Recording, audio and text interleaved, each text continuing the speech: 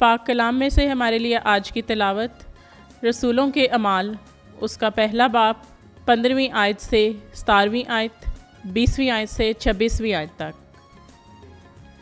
और उन्हीं दिनों पतरस भाइयों के दरमियान, जिनका शुमार 120 के करीब था, खड़ा होकर बोला, आए मर्दो भाइयों, उस नविश्ते का पूरा होना ज़रूर था जो रूहुल कुद्दुस ने दाऊद की ज़बानी उस यहूदा के हक़ में पहले से कहा था जो यीशु के गिरफ़्तार होने वालों का रहनुमा हुआ।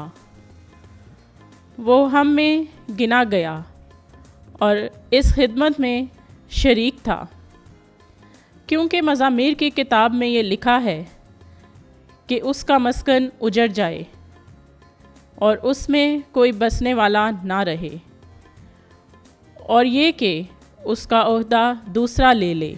बस जो लोग बराबर उस मुद्दत तक हमारे साथ रहे जब खुदावंद यीशु हमारे साथ आमदरफ्त रखता रहा, यानी यूहन्ना के इस्तबाग से लेकर खुदावंद के हमारे पास से उठाए जाने तक, लाजिम है कि उनमें से एक हमारे साथ उसकी क़यामत का गवाह बने।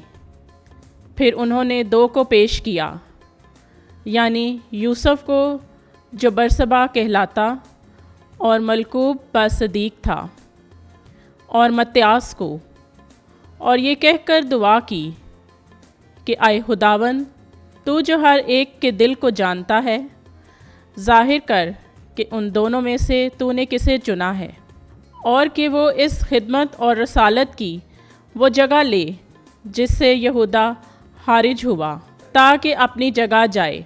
और उन्होंने उनके 12 में कुर्रा डाला, और कुर्रा मत्यास के नाम निकला। बस वो 11 रसूलों के साथ शुमार किया गया। पाक कलाम का पढ़ा और सुना जाना हमारे लिए बाइस से बरकत हो। खुदावंद का शुक्र हो। आमीन।